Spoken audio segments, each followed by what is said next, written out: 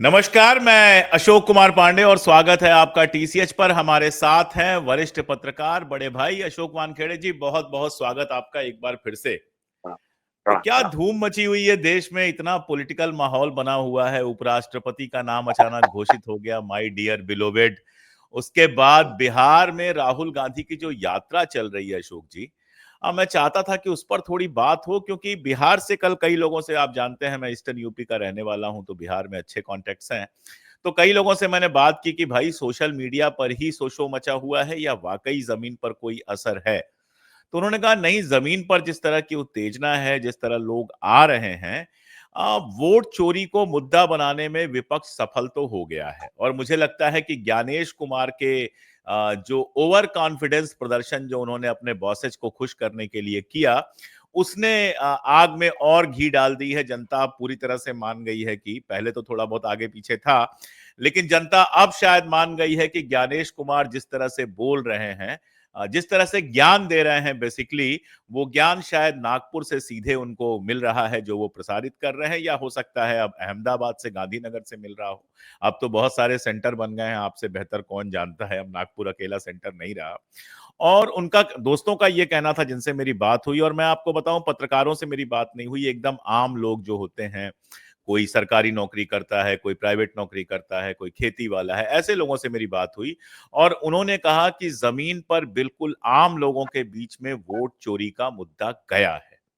अब मैं यहाँ पे चुप हो जाता हूं, क्योंकि अब आप जानते हैं मैं आपसे सवाल नहीं पूछता पहला। नहीं, धन्यवाद अशोक भाई। और यकीनन आप जो कह रहे हो बिल्कुल सही बात है। देखिए, इलेक्शन मतलब चुनाव आयोग की क्रेडिबिलिटी, विश्वसनीयता बहुत ही ज्यादा घटी घटी है। हाल ही में सीएसडीएस ने एक सर्वे किया और सर्वे में पाया, लोक नीति के साथ मिलकर, कि भयानक ड्रॉप आया है पूरे इंडिया में उसको लेकर। और आपने सही बात कही कि यदि आपको वाकई, यदि आप विश्लेषण करना चाहते हैं या लोगों के नब्ज पकड़ना चाहते हैं, तो आप पत्रकारों को मत पूछिए, पॉलिटिशियंस को मत पूछिए, आप पुराने पॉलिटिशियंस को भी मत पूछिए। कुछ लोगों में कीड़ा होता है राजनीति का, लेकिन व्यापारी होते हैं, उनको भी मत पूछिए। आप सामान्य इंसान को पूछिए जिसको राजनीति से कोई लेना देना। उस आदमी को आप पूछोगे तो आपको सही फीलिंग आएगी। मैं आपको दो उदाहरण देता हूं। पहले चुनाव आयोग पे जरा बताता हूं मैं। अभी 10 दिन पहले मैं नागपुर गया था। तो नागपुर में मैं जब उतरा एरोड्रम पे, तो गाड़ी लेने के लिए जो जाती है तो बाहर एक डोम बना हुआ है बड़ा, उसमें सब पिकअप होता है। तो मैं वहां गया तो रास्ते में आपको ऑटो चाहिए क्या, टैक्सी चाहिए क्या, टैक्सी चाहिए क्या, ऑटो चाहिए क्या, ऑटो टैक्सी वाले सब इकट्ठा मिलेंगे वहां पे। तो फिर मैं इंतजार कर रहा था गाड़ी में, तो ऑटो वाले अपने आपस में बात कर रहे थे, ऑटो टैक्सी वाले में। तो किसी ने कहा कि बताओ, गडकरी को भी निपटा दिया था 3.5 लाख वोट काट के। तो किसी ने कहा कि भैया चुनाव का कोई मायना ही नहीं है, मशीनें सब सेट है, यही लोग जीतते हैं, अब तो ये फालतू लोग क्यों चुनाव लड़ते, यही समझ में नहीं आता। मैंने ये सुना कानों से। उसके बाद मैं वापस आया और मुझे सर्दी का कुछ ज्यादा तकलीफ हो गई थी। मेरा एक नाक बुरी तरह से ब्लॉक था।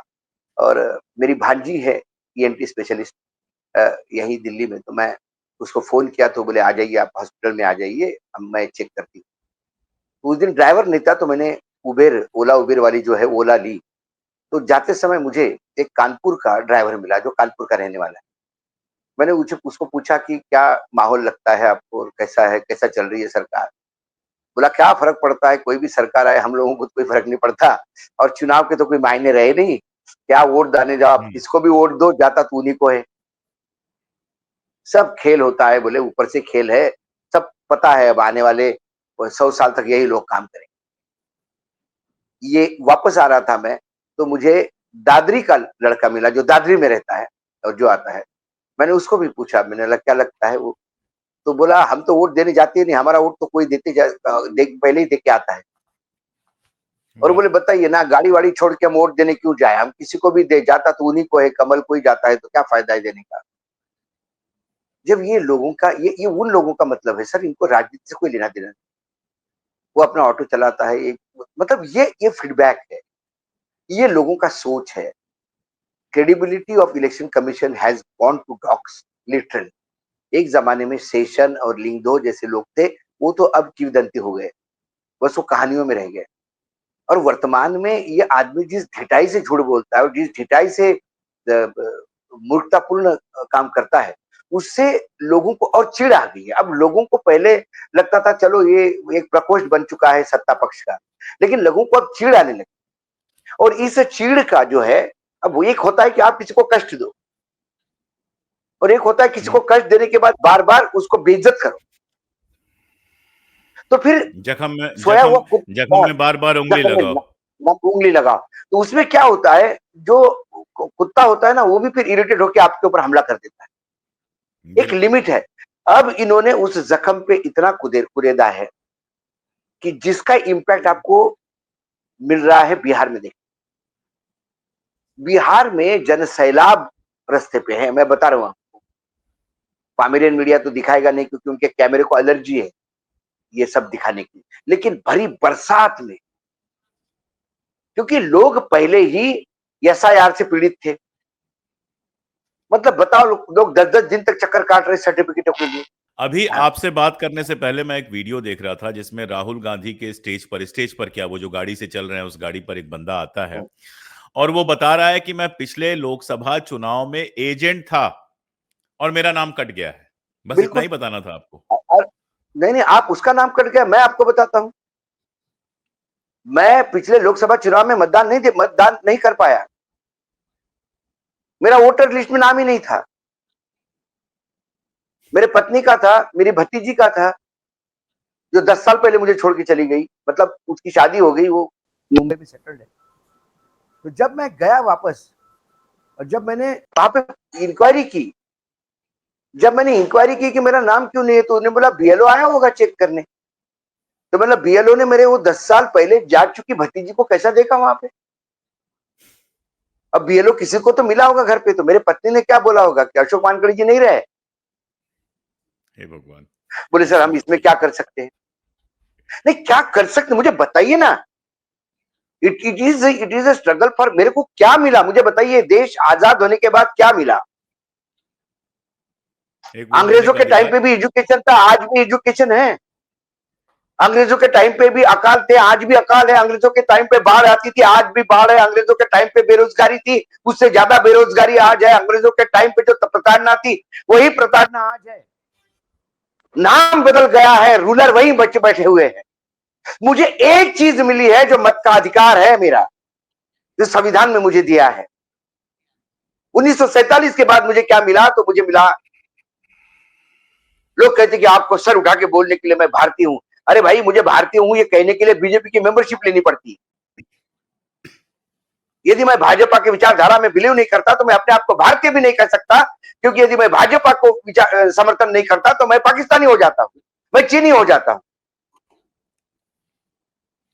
मुझे एक तो अधिकार मिला, इस देश के वंचित को, पिछड़े को, भिखारी को, जिसके पास पैसे नहीं है, अगड़ा पिछड़ा, जिस किसान ने जिस साहूकार से कर्ज लिया है, जो कर्ज से पीड़ित दबा हुआ है, वो भी उस लाइन में खड़ा है और साहूकार भी उस लाइन में खड़ा है। साहूकार का भी एक ही मत है और उस किसान का भी एक मत है।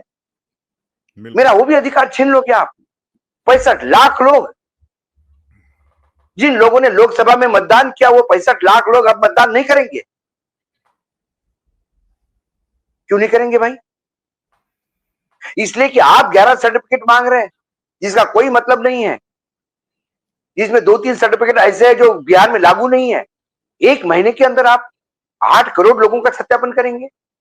बाढ़ ग्रस्त इलाके में जहां गांव के संपर्क टूटे हुए हैं, सिर्फ इन्हीं के संपर्क हो रहे हैं। टेलीपोर्ट कर रहे हैं आदमी को कि यहाँ पे छू मंत्र बोल दिया और वहां प्रकट हो गया गांव में सर्वे करने के लिए। इसलिए एक एक मकान पे 250 लोग, 225 लोग चढ़े हुए हैं। Zero address, double zero address, triple zero address, मजाक लगा के रखा है। और ये लिस्ट में तब आया जब आपने इंटेंसिव रिवीजन किया है। इंटेंसिव रिवीजन है कि बीजेपी के लिए इंसेंटिव रिवीजन है, ये समझ में नहीं आता। गलतियां हर एक से होती है सर, गलतियां हमसे भी होती है, गलतियां आपसे भी होती होगी, लेकिन बिल्कुल। गलतियां मानना चाहिए। यदि आपने बेंगलोर में, सेंट्रल बेंगलोर के महादेवपुरा में गलतियां हैं तो मानो उसको। मतलब अजीब, इनका तो पूरा सीक्वेंस ही बदल जाता है। जो चोरी पकड़े उसी को ही सजा दिलवाने पे तुले हुए हैं। आप अफिडेविट दो, अफिडेविट दो। क्या अफिडेविट के मायने हैं? अफिडेविट दिया तो था अखिलेश ने, क्या हुआ अफिडेविट का? झूठ बोल गए कि बोले दिया ही हमको नहीं मिला है। नहीं, और उसके बाद में रिसीट दिखाई तो चुप हो गए। मतलब मुजोरी और ढिठाई की और छिछोरेपन की हद हो गई। मुझे समझ में नहीं आता कि ये इंसान मतलब क्या क्या, मुझे बताइए। सुप्रीम कोर्ट का एक रूलिंग है सर, उस रूलिंग में ये कह दिया गया है कि जहां कपड़े बदले जाते हैं, चेंजिंग रूम्स या टॉयलेट बाथरूम्स का छोड़ के, video footage can be made available on any issue. अब ये कहते हैं कि वीडियो फुटेज देने से आपके माँ बहनों के फोटो देंगे क्या? तो मेरा दूसरा सवाल है ज्ञानेश कुमार जी को, क्या उनकी माँ बहनें वोटिंग को गई नहीं क्या? गई है तो बुरखे में गई है क्या? या पुराने जमाने में राजा महाराजाओं की जो रानियां चलती थी, ऐसे पर्दे लेके लोग चलते थे, वैसे चले क्या? क्या उनका भी उनके घर पर्दा में जो हटा के पर्ची चेक आई किया होगी, जाता है, क्या उस बुर्का पर्ची में बुर्का हटा के चेक किया जाता मैं, है। अरे जिस धर्म को, जिस धर्म में बुर्का पहन के चलती है महिलाएं, मुस्लिम धर्म की महिलाओं का भी बुर्का हटाया जाता है देखने के बिल्कुल, लिए। महिला महिला कर्मी होती है, वो देखती है वो चेहरा है कि नहीं है। बिल्कुल। सारी दुनिया के टेलीविजन चैनल कवर करते हैं कि देखो इतनी लंबी कतारें लगी है, और ये बुजुर्ग माता जी को कंधे पे लेके आया है, देखिए ये इंसान है, ये पहली बार का वोटर है। उनके इंटरव्यू लेते हैं, बोलते वोट में इंक लगा के फोटो हमको भेजो, हम दिखाएंगे। सारी दुनिया के लोग फोटो भेजते हैं, सारे चैनलों पे एक कैंपेन चलता है। इसमें निजता कहां से आ गई? ये निजता का इश्यू नहीं है, इनकी नीचता पकड़ी जाती है, इसलिए निजता का इश्यू, ये सबसे बड़ा प्रॉब्लम है। और मुझे दुर्भाग्य है इस बात का, और मैं ये मेरे रिस्पॉन्सिबिलिटी से कह रहा हूं Ashok, if anything has to happen, I will face the consequences, not the channel और Ashok Pandey as such. What, हमारी न्यायपालिका आंधी आंख बंद करके बैठी हुई है इन चीजों पे, न्यायपालिका को दिखता नहीं है। 1,02,52 वोट फर्जी है एक कॉन्स्टिट्यूंसी में, विथ प्रूफ सामने आया है, जहां 32,000 से बीजेपी जीतती है। नहीं तो वहां कांग्रेस का उम्मीदवार 90,000 से जीतता। कौन सी जगह? बैंगलोर सेंट्रल, अच्छा, बैंगलोर सेंट्रल, बिल्कुल, हाँ। बैंगलोर सेंट्रल जो सैंपल सर्वे, जो सैंपल माइक्रो ले लिया। और मैं चैलेंज करता हूं चुनाव आयोग को, चुनाव आयोग डिजिटल कैप कॉपी दे दे, 1 महीने के उसमें अंदर भी पूरे देश का प्राइवेसी, फर्जीवाड़ा पकड़ा जाएगा। उसमें भी प्राइवेसी का मामला है। मतलब उसमें भी चुनाव के प्राइवेसी आंकड़े का में मामला है प्राइवेसी भाई, हो गई। सारे चुनाव के डाटा डिलीट कर देते हैं। सर्वोच्च न्यायालय के रूलिंग को या सर्वोच्च न्यायालय के निर्णय को अपने हिसाब से परिभाषित करते हैं। मैंने पहली बार देखा। मतलब कल सर्वोच्च न्यायालय ने कहा कि अशोक वानखेड़े ने हत्या की है, इनको फांसी दी जाए। मैं बाहर आके हंसते हुए कहूंगा, मुझे छोड़ दिया, मुझे छोड़ दिया। अरे छोड़ कहा दिया? अरे मैंने समझा ना छोड़ दिया, ऐसा ही मैं समझा हूं। सर्वोच्च न्यायालय ने इनको एक व्यवस्था दी थी कि यदि आपके चुनाव प्रक्रिया पे किसी को डाउट है, तो दूसरे नंबर और तीसरे नंबर का उम्मीदवार जो है, जिनको मत मिले हैं, यानी चुनाव जीतने वाले के बाद इमीडिएटली हारने वाले जो नंबर, तो पहला, दूसरा और तीसरा नंबर है, ये लोग यदि पैसा भर के फिर से वीवीपैट की पर्चियों का मिलान करना चाहे तो उनको कर देना चाहिए। उसमें इंजीनियर भी हो कंपनी के, और सारी चीजें उन्होंने बताई। इन्होंने कहा कि ठीक है, और जब पैसे भरे गए उम्मीदवारों द्वारा, तो बोला भाई हम तो ये मशीन चेक करवाएंगे आपसे, देखो मशीन ठीक चल रही है कि नहीं, बटन दबा के देख लो। वो वीवीपैट वगैरह वो तो डिलीट कर दिया, बोले हम हमारे पास है नहीं, कहां से देंगे। इतनी मुजोरी, क्या समझते क्या है अपने आप को? संविधान के तो अंदर है ना, बाप तो नहीं है देश के, हमारे टैक्स पेयर्स के पैसे से खर्चा होता है। अब तो ट्रंप ने भी बोल दिया मशीनें बंद करो, उसने तो एग्जीक्यूटिव ऑर्डर निकालने का, एक आध 2 दिन में निकल जाएगा उसका। उन्हें कहा कि मशीनें फ्रॉड है, मशीनें हाईजैक करती है चुनाव। उन्होंने वही कहा जो बीजेपी पहले कहती थी। नरसिम्हा जी ने इतना बड़ा किताब लिख मारा उस पर। किरीट सोमैया बंबई में मशीन ले लेके घूम रहे थे प्रेस कॉन्फ्रेंस करते हुए, और आज आप सत्ता में हो गए तो तुरंत आप कहते हो कि नहीं मशीनों पे बात ही नहीं होगी, फुल प्रूफ मशीन है, टेम्पर प्रूफ मशीन है। जर्मनी में 2 मतदाताओं ने सवाल उठाया था मशीन पे सर, सिर्फ 2 मतदाताओं ने जर्मनी में। और चुनाव आयोग जो जर्मनी का था, उनने कहा कि nothing doing, machine will not be used. क्योंकि 2 भी मतदाताओं का राम राज्य तो जर्मनी में चल रहा है कि 2 ऑर्डिनरी मतदाताओं के कहने पे एक्शन ली जाती है। राम ने किसी धोबी के कहने पे एक्शन लिया, और ये तो पूरा आधा मतलब पूरा विपक्ष चिल्ला रहा है। 60% लोग इस देश के कह रहे हैं कि गलत हो रहा है और ये सुनने को तैयार नहीं है। निर्मला सीताराम के पति ने कहा भाई कि 79 सीट्स का लफड़ा हुआ है। हाँ, उन्होंने कहा कि 310 हो जाता विपक्ष और ये 150 में निपट जाता है। निशिकांत दुबे ने कहा ये बात, और छोड़िए बाकी लोगों ने। उन्होंने कहा बीजेपी की औकात ही नहीं सीट लाने की, 150 की तो औकात है बीजेपी की। ये तो मोदी की वजह से, मतलब चुनाव आयोग की वजह से। मोदी और चुनाव आयोग एक ही है, हम तो वैसे ही समझेंगे। तो कुल मिलाकर जो घपला है ये आम जनता अब समझ चुकी है। जैसा लोकसभा के समय लोगों ने समझ लिया था कि ये संविधान बदलना चाहते हैं और लोगों ने इनको 180 सीटों पे लाए टेक्निकली। मैं एडीआर की रिपोर्ट भी सही मानूं तो 60 सीटों का मशीनों से लफड़ा हुआ है, वो यदि जोड़ दे तो 240 हो जाते हैं। बैसाखियों पे सरकार लाके रख दी। ये देश की जनता ने किया क्योंकि उनको समझ में आ गया था कि ये मनुस्मृति लाने वाले हैं। आज जनता को ये समझ में आ गया कि ये आपको मतदान ही नहीं करने देंगे। चलो, तुमने हमको 240 पे लाया ना, हम तुमको मतदान बूथ तक जाने ही नहीं देंगे, जो करो। हम नहीं मान रहे तुमको मतदाता, जो हमारे हैं वही मतदान करेंगे।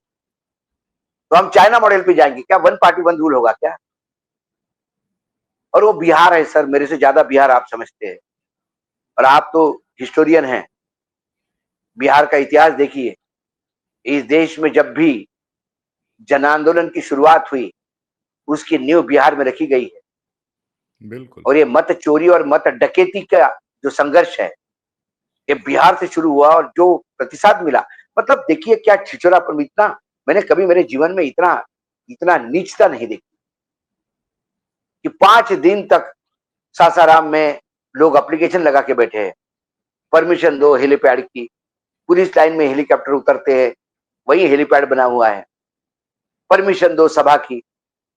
उन्होंने रात को दिया परमिशन, एक दिन पहले रात को, और परमिशन दिया कि भाई हेलीकॉप्टर उतर सकता है लेकिन यहां नहीं, तुम अपनी व्यवस्था कर लो और शहर के बाहर सभा कर लो। दिन में कहाँ से करेंगे? अरे सभा तो मंच बनेगा रात को, लेकिन ये जनता का जुनून देखिए। बिना लाइट काट दी रात को अंधेरे में। मोटरसाइकिल, बुलेट मोटरसाइकिल के हेडलाइट पर रात को, रातों रात में हेलीपैड बन के तैयार हुआ। वाह। आप जनता से नहीं लड़ सकते। बिल्कुल।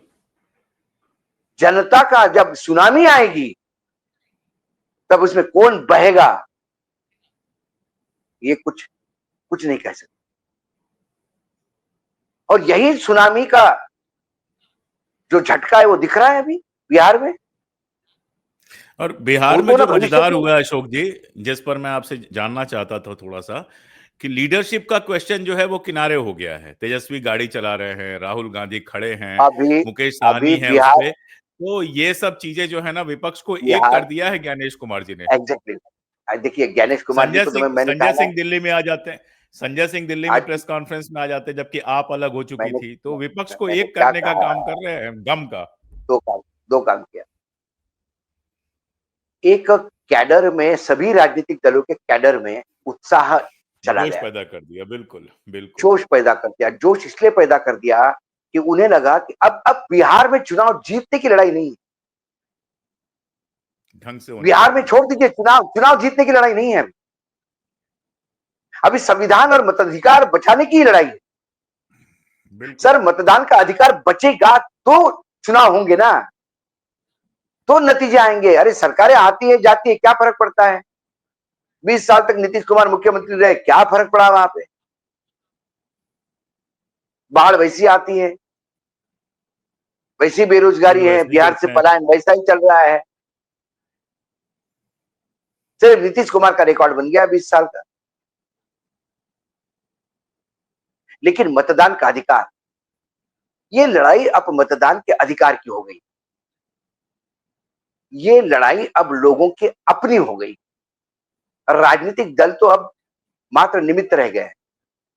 राहुल गांधी, तेजस्वी अब ये आगे नहीं जा रहे। ये तो जुलूस पीछे इतना हो गया कि बस धकेल रहे हैं उनको। और ये क्योंकि लोग लाए जाना और लोगों का आना समझ में आता है।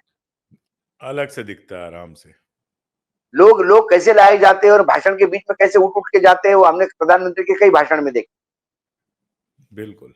लेकिन लोग आते कैसे हैं स्वयंभू, ये हमने भारत जोड़ो यात्रा में देखा,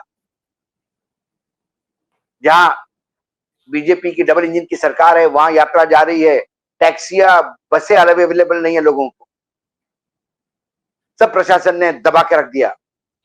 ऐसे में लोग 30-30 किलोमीटर पैर पैर चलते हुए रोड पे आ गए समर्थन देने राहुल गांधी को। राहुल गांधी को देखने नहीं आए थे लोग। ये डिजिटल के युग में राहुल गांधी आपको दिन में 10 बार दिख जाए, मोबाइल खोलो तो। बिल्कुल। वो समर्थन के लिए आए, समर्थन के लिए लोग चढ़े थे, बुढ़े जवान, बेटे बेटियां, घर से बच्चे गुल्लक लेके आए, क्योंकि उनको इस बात का इल्म हो गया, उसको इस बात का विश्वास हो गया कि संविधान खतरे में,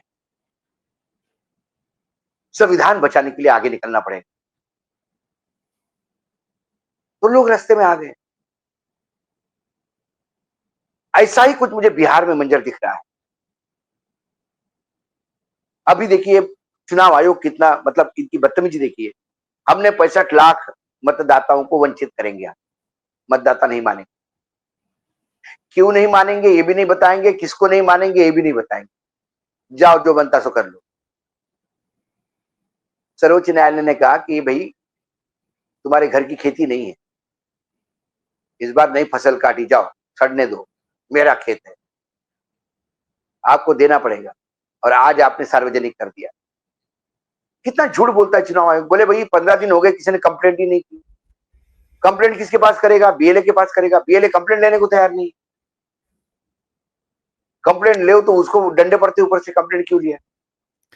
कंप्लेन की हालत यह है अशोक जी कि मौसमी सिंह आज तक की पत्रकार हैं, उन्होंने एक रिपोर्ट की और जाके हाँ सीधे हाँ। लोगों से बात कर रही हैं। लोग बता रहे हैं कि मेरा नाम कट गया है, मेरी माँ की डेथ हो गई है, उसका नाम है अरे वगैरह भाई वगैरह। उसने, और उसको मौसमी उसको मौसमी बिहार जी ने इलेक्शन एक कमीशन ही, जो है, हाँ, नोटिस उसको देता है। Bihar election commission fact check करता है और कहता है नहीं नहीं हाँ, सब गलत है, मतलब जो बोल रहे हैं सब गलत गलत है। बोल रहे हैं, केवल कमीशन सही बोल रहा है। आप मुझे बताइए, जो लोग कह रहे हैं कि भैया हमको तो मरा बताया और हम जिंदा हैं, मौसमी जी की रिपोर्ट में आया था ये सब। हाँ हाँ। अब आप इनको ऑडियो विजुअल रिपोर्ट दे दीजिए, उनको आप अफिडेविट दे दीजिए, उनको आप सारे प्रूफ दे दीजिए, आप जो भी देंगे वो मानने को तैयार नहीं। वो कहते हैं कि आप पूरा देश झूठा है, सिर्फ एक ज्ञानेश कुमार सच है। तो ऐसे ऐसा इंसान को क्या किया जाए? इनको थोड़ा किसी साइकियाट्रिस्ट को दिखाने की जरूरत है। ये ह्यूमन डिसऑर्डर होता है sir, mind disorder. You need a treatment for this. You only believe in yourself and none other than yourself. ये प्रॉब्लम है इनके साथ। 8 करोड़ लोग मेरे पीछे हैं। अरे कौन से 8 करोड़ लोग? जो यूपी से आपने बिहार में मतदाता रजिस्टर करवाए, वो जो मरे हुए आपने जिंदा बता दिए, वो एक कमरे में 125 लोग रह गए, वो लोग खड़े आपके पीछे। नहीं, 4 करोड़ अदानी और 4 करोड़ अंबानी अकेले अकेले हो गए, 8 करोड़ हो गए पूरे। बस हो गए, 8 करोड़ हो गए।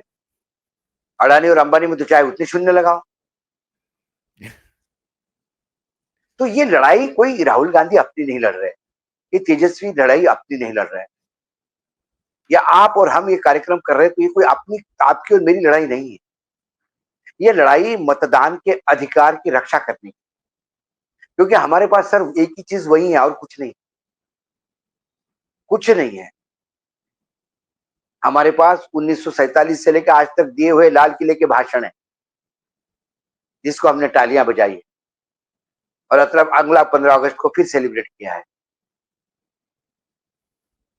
दिवाली आती है जाती है, लोग सेलिब्रेट करते हैं। अकाल हो तो भी दिवाली की पूजा होती है, अतिवृष्टि हो तो भी पूजा होती है, घर में मौत हो तो भी पूजा होती है।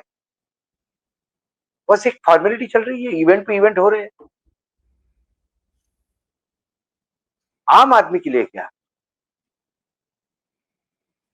Right to speech, Dalit goggle नहीं पहन सकता है, राइट टू स्पीच कहां मिलेगा उसको? गॉगल पहनने पे पीटा गया। दलित सवर्णों के कुएं पे पानी ले सकता आज भी, 75 साल बाद। दलित यदि अपना बारात निकालना है घोड़ी पे तो उसको पुलिस प्रोटेक्शन चाहिए 75 साल बाद। तो बदला क्या है मुझे बताइए आप? बदला एक ही चीज है, मतदान का अधिकार, वो आपको मिला है। और बस वही खटक रहा है सब कि वंचित, गरीब, पिछड़े ये तय करेंगे कौन सरकार बनाएगा। सरकार तो हम लोग तय करेंगे भाई। यही कारण है कि लोग रास्ते पे हैं और ये हर एक को रास्ते पे आना होगा। मेरा नाम लिस्ट में है करके मैं घर बैठ गया तो ऐसा नहीं होगा। आज दूसरे का कटा पर कल अगला नंबर तुम्हारा है। इस बात को याद रखो। गुड़िया मर गई उसका दुख मत मनाओ, मौत ने घर देख लिया इसका टेंशन भी पालो।